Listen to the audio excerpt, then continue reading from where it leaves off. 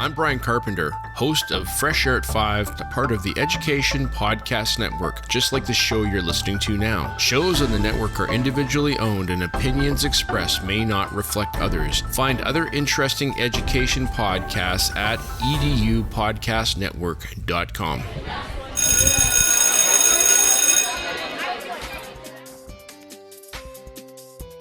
Welcome, everybody, to this episode of the Ninth Grade Experience Podcast. I'm your host, Chris Dutchko. Ninth grade can be challenging. Let's experience it together. In this episode, I'm excited to bring you another one in our series of looking back at ninth grade through the decades. This episode, we're going to focus on the freshman year of 1949-1950 with our guest, Neil Moyer. Neil has a great backstory and tells us about all the things he was involved with here at Emmaus High School as a 1953 graduate. And he had a unique experience because he worked in the district as a teacher and then later became a principal of several schools. And his son is actually a principal currently at Willow Lane Elementary. So a lot of great family history and great Emmaus history and ninth grade history here as we talk with Mr. Moyer here as we kind of reinvigorate that series of looking at Emmaus High School through the decades.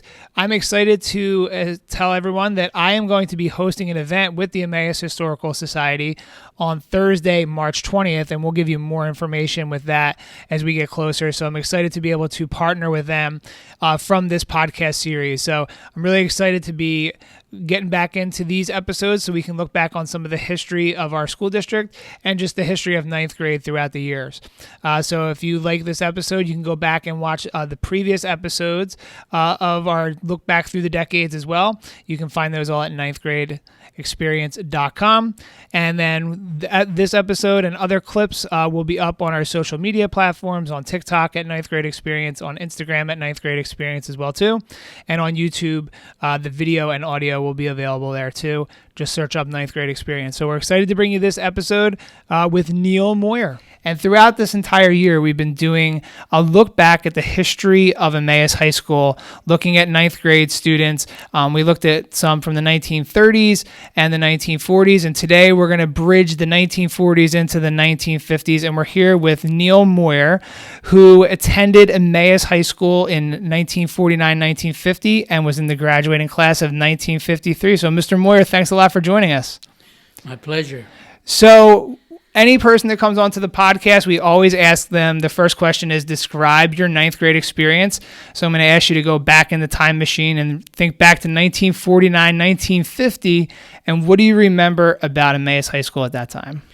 I grew up in Albertus, attended a 4-room elementary school, grades 1 through 8, with double grades, 1 and 2 in one room, 3 and 4 in the other room, 5 and 6 and 7 and 8 upstairs in the 4-room building. At the end of 8th grade, we were part of the county system, so we were administered a county-wide exam, and we had to attain a certain score in order to graduate. My 2 older brothers and I, fortunately, were valedictorians of our class. However, there were only about 19 students in each of the 8th grades, so it was not like the graduating classes today. We graduated, had our own graduation ceremony, and then we had a choice going to Emmaus High School, which was the old Jefferson building, built in 1914, and we had a choice of 2 curricula. If you chose Latin, which was the equivalent of the academic course, you went to Jefferson School for 9th grade. If you didn't choose Latin, you went to Lincoln School for 9th grade. I was the only one in my 8th grade class who chose Latin.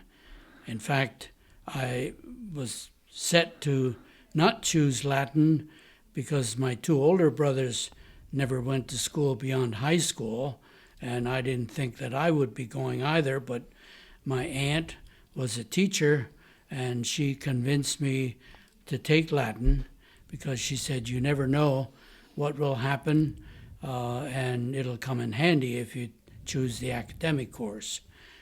We went to Jefferson, and there were 3 sections of ninth grade.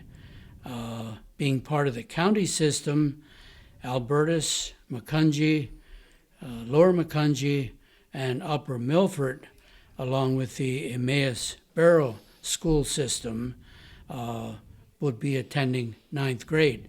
We were tuition students because that was before the East Penn Union School District was formed. And of course our school boards paid the tuition for us. There were 3 sections of ninth grade.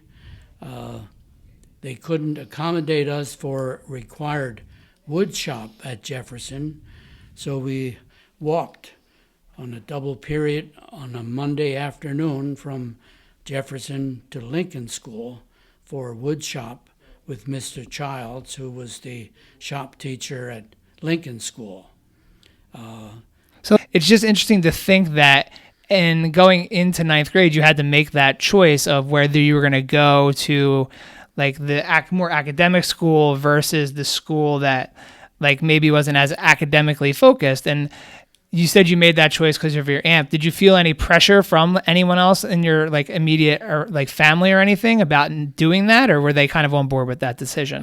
They were on board with that. I think my parents would have accepted my decision either way, because like I said, my 2 older brothers never went beyond high school, and I didn't think that I would be doing that as well. That changed, however, after I graduated. I went on to Kutztown. So again, with my aunts convincing me. You know, here we are in 2024, and we're in this big building that really is too small for what we are now. But even back then, they were dealing with issues of not being able to keep everybody in the same building, which is kind of interesting. Was that because the district was growing so much, or were they just because they were offering the different things at the different spots? Well, Lincoln was the junior high school. Yeah. It ended, of course, at ninth grade, but Jefferson was grades 9 through 12. And for basically the ninth grade subjects were the same at Lincoln and Jefferson except for Latin. Oh, okay. Latin was taught at Jefferson only. So did you? So was that was a requirement then? Did you have to do the Latin for all 4 years when you were at Emmaus High School then? I had 3 years of it. 3 years of it. After the first year, it was kind of an elective. You could either go on to Latin 2, Latin 3, and I believe there probably were a few students who went on to Latin 4, but certainly just a minimum of students there. Was there a sense, like with the 2 separate locations, was there a sense of like an Emmaus High School, or was it like the Jefferson one and the Lincoln one, and it was kind of like not necessarily like a cohesive high school? Well, the only thing I can recall from talking to my classmates who went to Lincoln is that they had an algebra teacher who was a difficult teacher.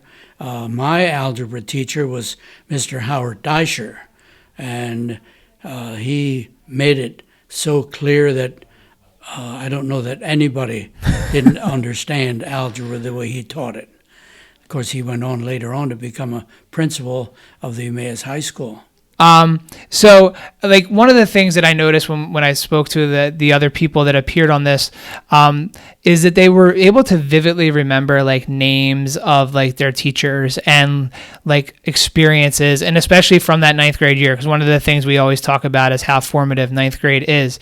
So I read that it said that there were only 28 listed faculty members in the 1950 school year. So like you're obviously a lot smaller than what we are now. So making the connections with faculty, like you remembered the math teacher by name, you remembered the woodshop teacher already by name. I'm sure as we talk, you'll remember other people by name too. But what was it about that time frame that you kind of like the teachers were so impactful for you to remember those names? Well, one of the things that I recall was there was an opening to work in the cafeteria, which I applied for and worked in the cafeteria for 4 years. Now, at that time, we ate our lunch in the classroom. So we went upstairs to the top floor, received our lunch on a tray, took it back to our homeroom, and ate our lunches in the homeroom, again, unsupervised. And working in the cafeteria, I had an opportunity to go down to what was the faculty room, which was the art room in the basement of the Jefferson High School at that time. And I saw all of the faculty members, most of them I should say, because it was an open lunch period. Some of them walked home living in Emmaus for lunch and then came back later on. But I got to see all of them on a regular basis that way. The advantage of working in the cafeteria was we received a free lunch every day. I was going to ask, so just so people that are listening maybe didn't get confused, like you are a student, you are working in the cafeteria like after your lunch or during your lunchtime, and I was going to ask if you got paid, but I guess you were paid in free lunch. That's right.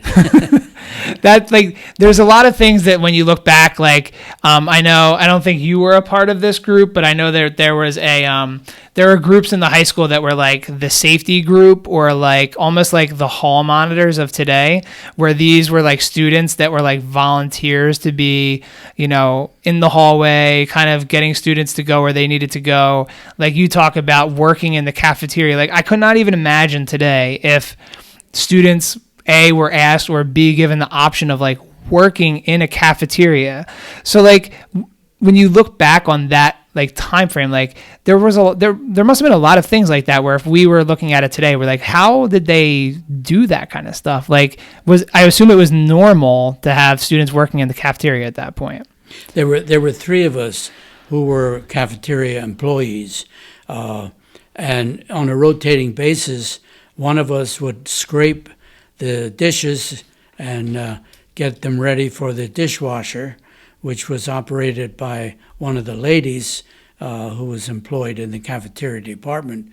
And the other two would be selling ice cream to the students after they brought their trays back to the dishwasher. Yeah, again, and they do some of that stuff. You do have to bring the tray back now. I don't usually venture down to the lunchroom very often to see what's going on down there. It's it's a little bit more of a Wild West situation down there, but it's just really neat to think that like students at that point were so involved in that. So you're looking back, so you were doing that every day. You were doing your academics.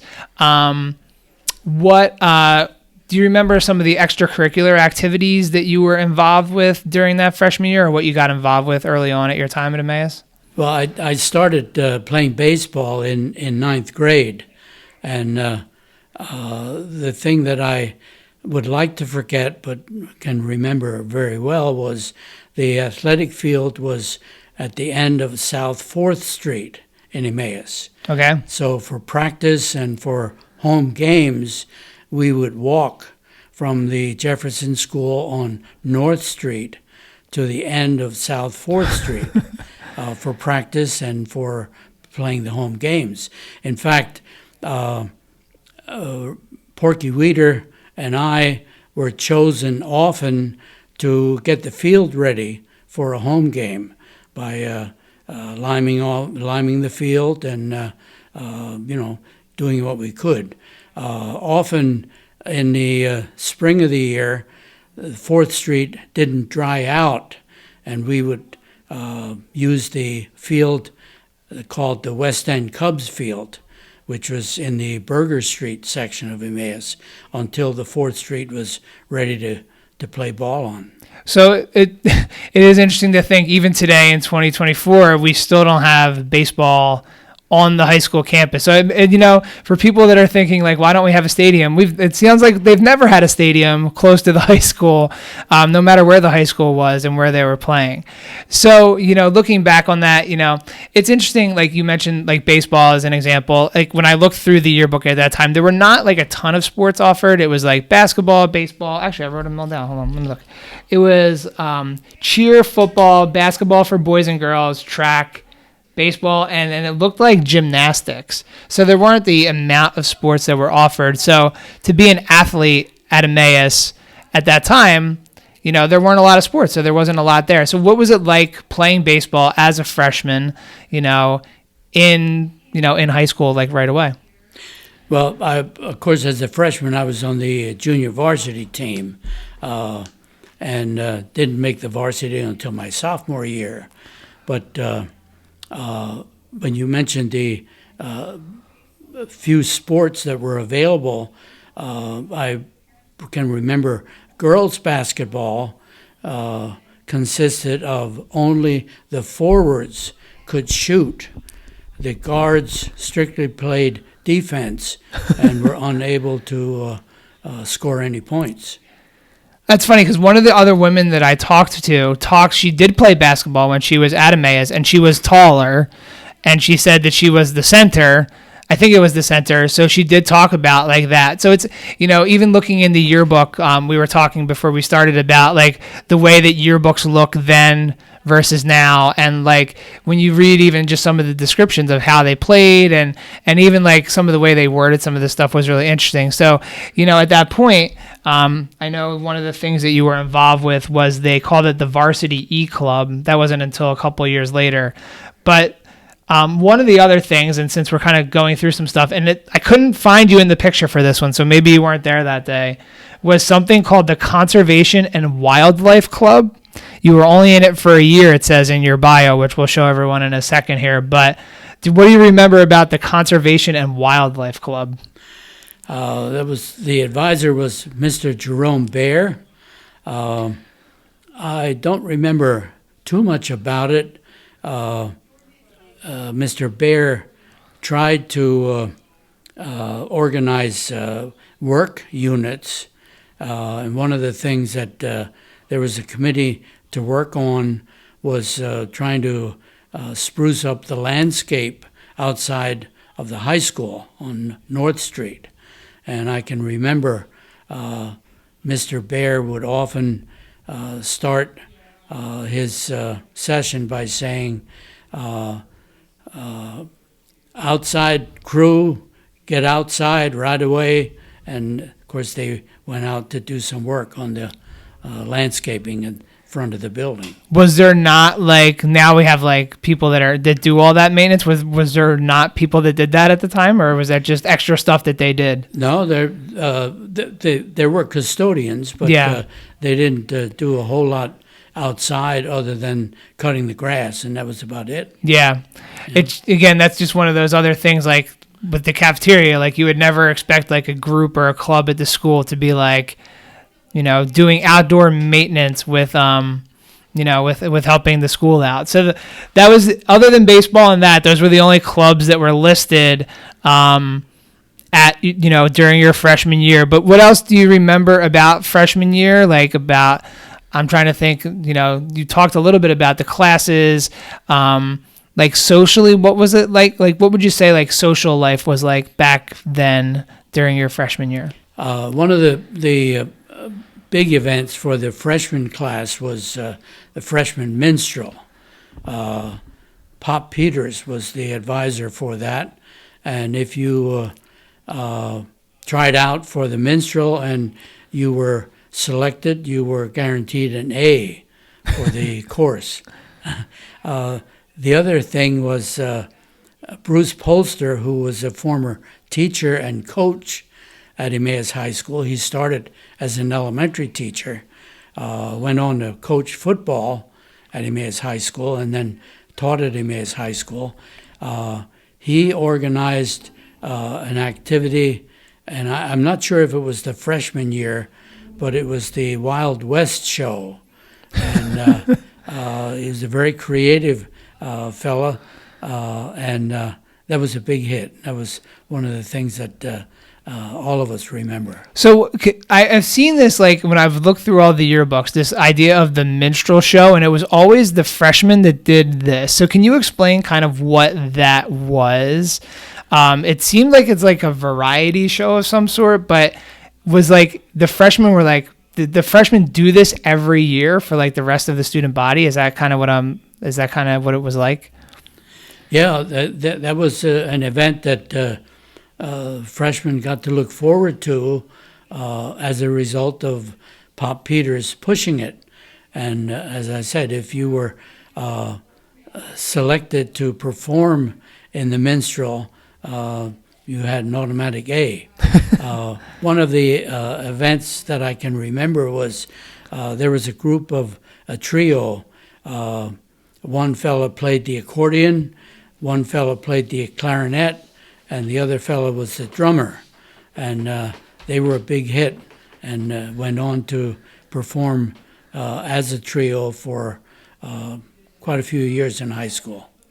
Remember, if you want to check out any other previous episode of the Ninth Grade Experience podcast, you can go to ninthgradeexperience.com, or you can search out Ninth Grade Experience on TikTok, YouTube Shorts, Instagram, all those different places to get the most up-to-date content from the Ninth Grade Experience. So thanks a lot for joining us. How did you get to school? There was only one stop in Albertus for all of the students, which was at Kunkel's store, and then the bus went the mountain road Yep. to Macungie, the back road to Macungie. And there were a couple of stops along the mountain road, pick up students to come to Emmaus High School. And the same route was followed then at dismissal time. So we were fortunate in that we had bus transportation in my day for all 4 years. So we had talked, I know when I first started doing these, I asked the kids, like, what kind of questions would you have of the people that I was interviewing, and things like that came up. It was like, how did they get to school? Like, one of the things that when I told them about you could go home for lunch every day, that was like something that they were like, especially now with like our exams, like we're not doing the open campus that we did previously, but at the time where you were in high school, were students allowed to go home and come back for lunch? It was an open lunch period. Yeah. And there was a popular eating place right across the street from the Jefferson building called Pop Rauch's Store. And a lot of the students would go to that store and just get hot dogs or hamburgers, for lunch. Yeah, I said to the students, or I forget if it was during the interview, but I said, like, do you think today's students would come back if we let them leave? And they're like, no, nobody will come back. So it's just one of those, again, there's like so many like similarities, but there's also a lot of differences. And it's just kind of thinking about like the responsibility of that time to be able to like make like simple choices like that. Whereas today, like, we can't. Like we had students even during this exam time when they were allowed to kind of go and come and go into the building, but after some stuff happened in the winter, they decided to like kind of like end that. So like it's just interesting to think about like some of those like freedoms that you had as well too. So when you came in, your regular school day, like not too like, do you remember what time school started? Probably 8:30, I would think. So a little bit later than what our start time is here. And was it like a 3 o'clock, 3:30 dismissal at that point, or later? I think 3:30. When we arrived at school, we would go into the auditorium and sit there until the bell rang to go to your homeroom. Yep. But Mr. Frantz, who was the guidance counselor and the attendance officer at the time, had an office to the right of the auditorium stage. And if you were absent the day before, you had to go to his office to get show him your excuse blank to get back to school.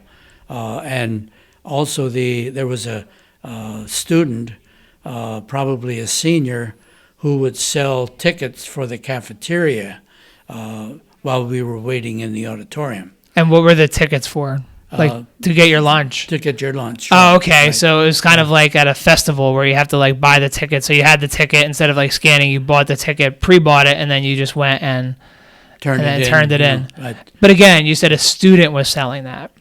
Yes. Yeah. So that's, again, that's really interesting. Like, At that point, no Apple Pay, no cards. Like this, they're trusting the student with a bunch of cash to be able to walk around and sell these tickets. Like, again, I couldn't even imagine what kids would think if something like that were to be like going on today at the school. Yeah, I think it was a student in the home economics class that sold the tickets. Well, that makes sense because it's kind of all tied in together there. So we've talked a little bit about the actual school day, like some of the subjects that you remember, different other things. Like, is there anything else that you remember from that ninth grade year that really kind of stood out to you, or maybe even influenced? Because a lot of times when we talk to people, there's usually something in that ninth grade year that kind of leads them in the direction of where they might go for their like career, or that, like when we talk to adults, a lot of times there's like a story about ninth grade that kind of leads them in a direction. Was there anything during your ninth grade year that you remember that was like, maybe I wasn't thinking about becoming a teacher, but now, and like an administrator later on, but is there something that happened during that year that led you in that direction? Not really. I mentioned walking to Lincoln School from Jefferson for the double period of wood shop. And we were unsupervised. We walked as a class and, of course, walked back to Jefferson at the end of the wood shop period. But the only thing that I can recall ever happened was occasionally Mr. Heller, who was our principal, would get a call from a parent saying, "Your kids walked on our grass again today. They are supposed to stay on the sidewalk." So he would remind us sidewalks were meant to be walked on, not grass. But again, that's another one of those things where like I could fully see that happening. And even today, I would assume that kind of stuff would happen like in local communities. And that's kind of one of the reasons why they don't like let kids out for lunch, because they would fear like those kinds of things happening. So I'm going to read you the 1953 thing in the yearbook, and you tell me how accurate it is. So interestingly, everyone has a nickname, and your nickname is Bobby.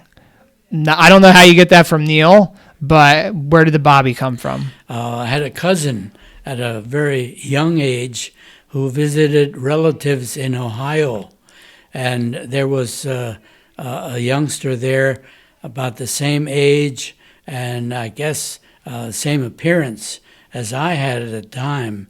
When they came back from Ohio, that person in Ohio was named Bobby.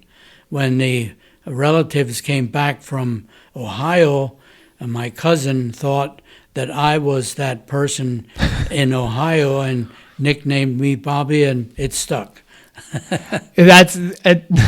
I love stories of nicknames like that because it just doesn't, it's not like ones that are like really obvious, but I do like that every person in the yearbook got some sort of nickname. We definitely do not do that now, but I do notice that your yearbook does not have your home address in it. People that we had on, they did. So I guess you're a little bit more incognito than they were maybe 10 years. They kind of switched it up a little bit. So I'm going to read you the rest of it here. It does identify you as being in the general track, which we kind of talked about earlier. That was more the academic track. So here we go. It says, although he had a high scholastic rating and was competent in sports, Neil was also modest and shy. He was popular and highly respected by the student body and the faculty. Unselfishly, he shared his ability with his classmates by generally assisting them in their homework. So you were a good homework helper. To be a professional baseball player is Neil's ambition. So would you say that's a pretty accurate depiction of you in high school? Yeah, that's pretty accurate, except for the baseball player part. So, and again, these are like things that were written by other people, so I think it's really funny. And just the way they're phrased and, looking at the way it was written in that time, I think it's really funny too. So we're going to run through now the different things that you did throughout your time at Emmaus High School. We already talked about baseball, so we'll kind of skip over that. And we talked about the Conservation and Wildlife Club. But you were the class vice president. So that's pretty impressive. Why did you decide to run for vice president? It wasn't deciding to run. It was being nominated really at that time. And I remained vice president even during our reunion years. we had our 70th year reunion last year, and have gone now to trying to get together once a month, just without reservations or anything like that. Yeah. But I think we had a total of 30 people at our 70th year reunion. That's pretty good. That's Yeah. not only, that's spouses included. Well, you know. yeah, but still, that's pretty good to Yeah. have that many people Yeah. from that class still there, of class of 1953. So 70 years later, you're still the vice president. I think that's funny because when you run for these things in high school and everyone's like, oh yeah, whatever, and then they call you up 10 years later to do the reunion and that kind of stuff. But here you are planning and getting people together for the 70th reunion as well. So that's awesome. Baseball, we talked about the conservation club. You spent 1 year in the hunting and fishing club. Was that just an extension of the wildlife club? Or I think so. Yeah. I think so. And then the other two things that it said you were involved in are more athletics based, the varsity E club and the booster club. Now we have booster clubs now for all of the different sports, like every sport has their own booster club. But back then, what was the booster club and then what was the varsity E club? The varsity E club consisted of letter winners in any of the sports.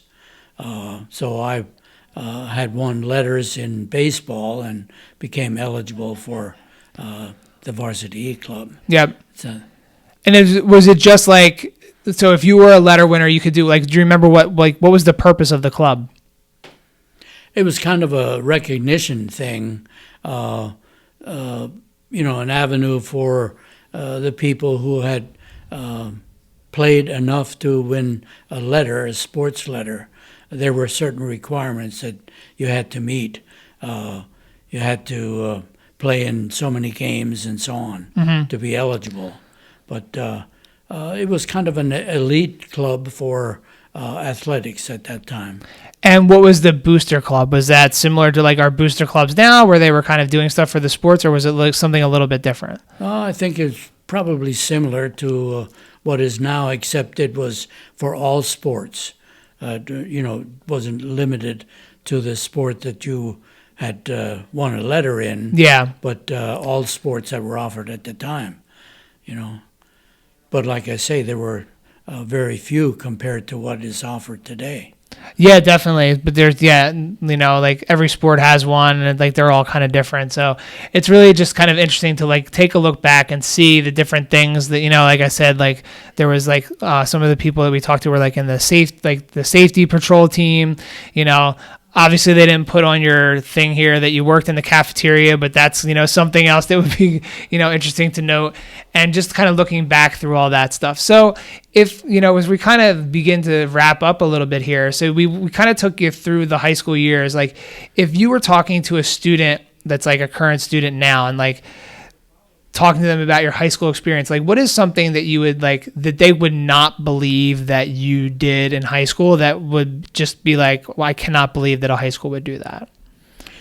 Well, one of the things is the finding your own transportation. Yeah. We used our thumbs, which today is illegal, and there was so few traffic. But if we got to what is now the Trivet restaurant. Okay. It was Weeder's Luncheonette at that time.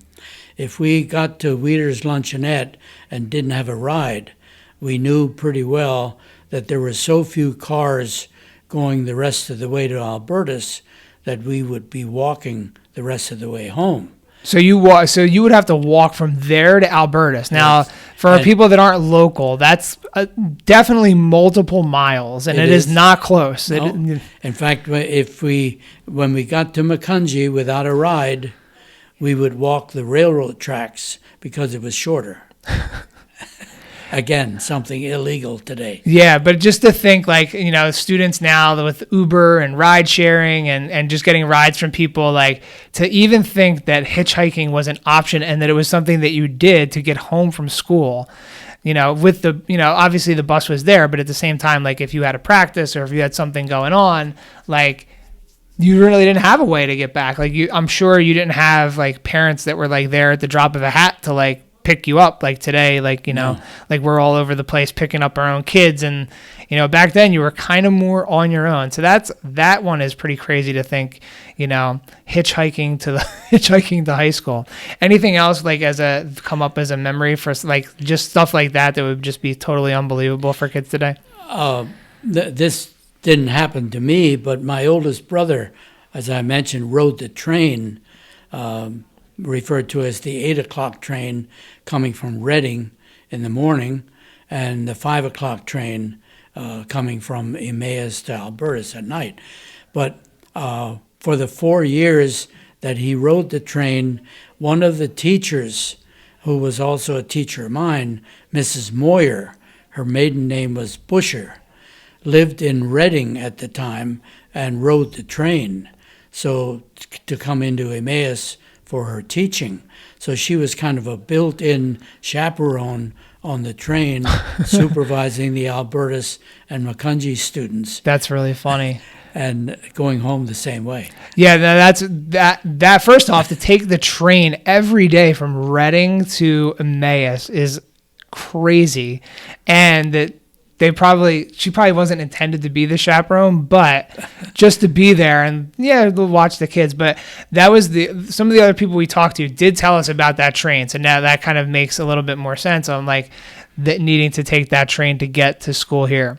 So you go through, you finish up here at Emmaus High School, you kind of move on with your life, but ultimately you wind up back in the East Penn School District. You go on to teach in the East Penn School District. You go on to be a principal in the East Penn School District. So what was that like coming back? So you had a real chance to see the East. Well, first off, you came back and it was now the East Penn School District. Before it was not. It was like the conglomeration of schools in the area. So you kind of were here through the formation of the East Penn School District and then through that. So what would you say, like, as you saw that progression, what was that like being in the community at that time?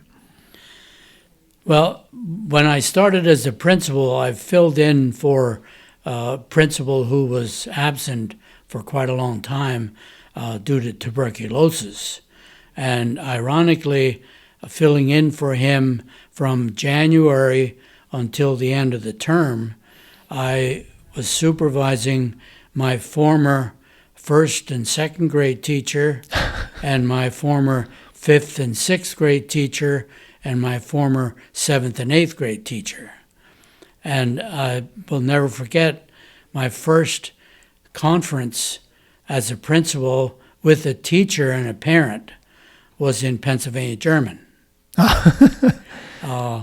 I was meeting with a parent of my former seventh and eighth grade teacher, and when the conference was arranged, he was berating the teacher on the telephone to the point that the secretary had the telephone at her ear, but I could hear every word that he was saying to her.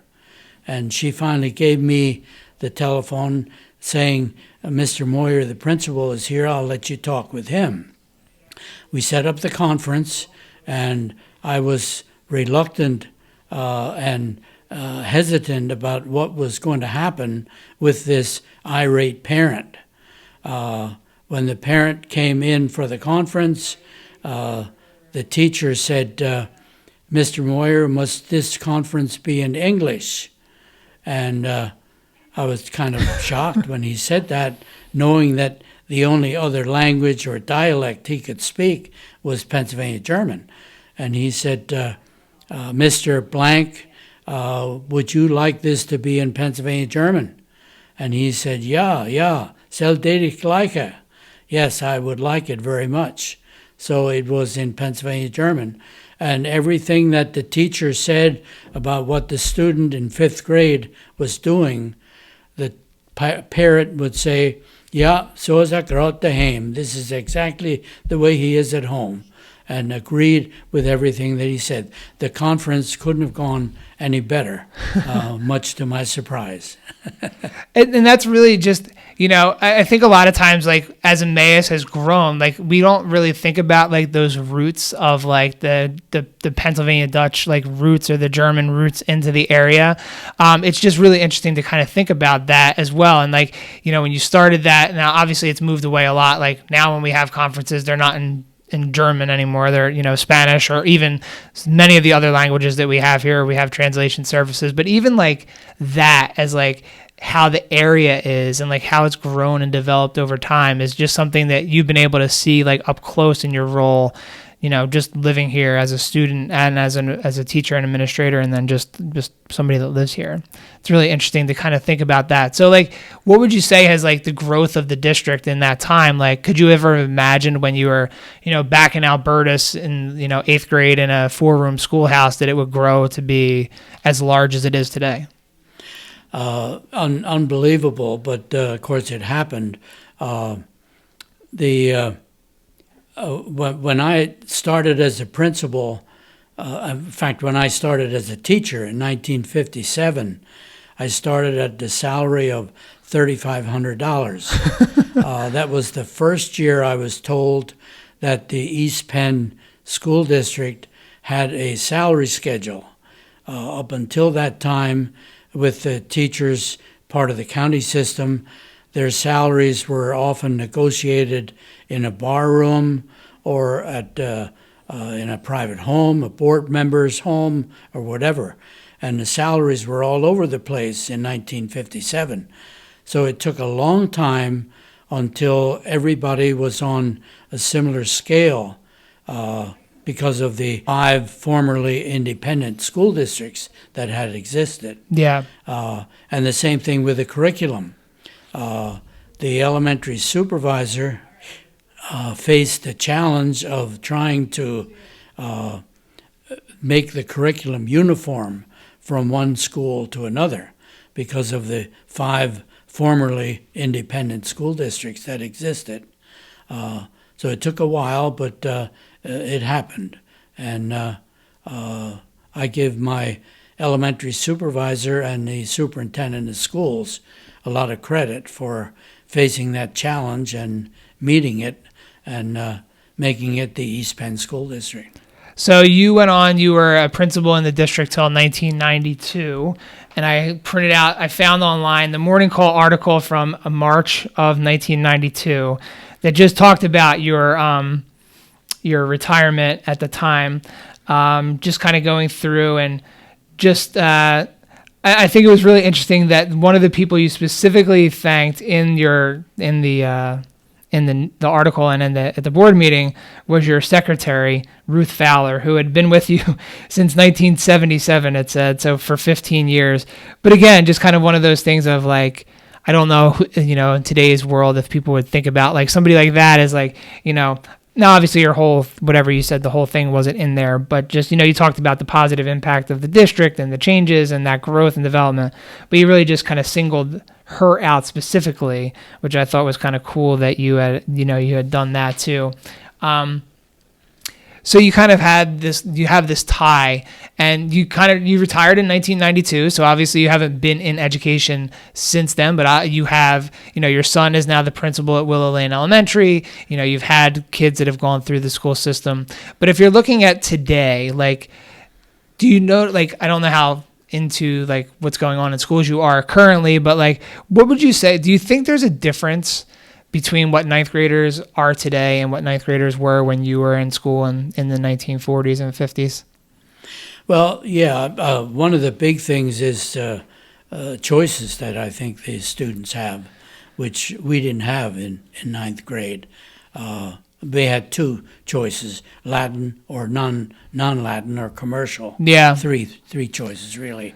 After I retired, in 1993, I started working with Kutztown University as a temp, an adjunct professor supervising student teachers. So I got to see the upcoming teaching force that was coming.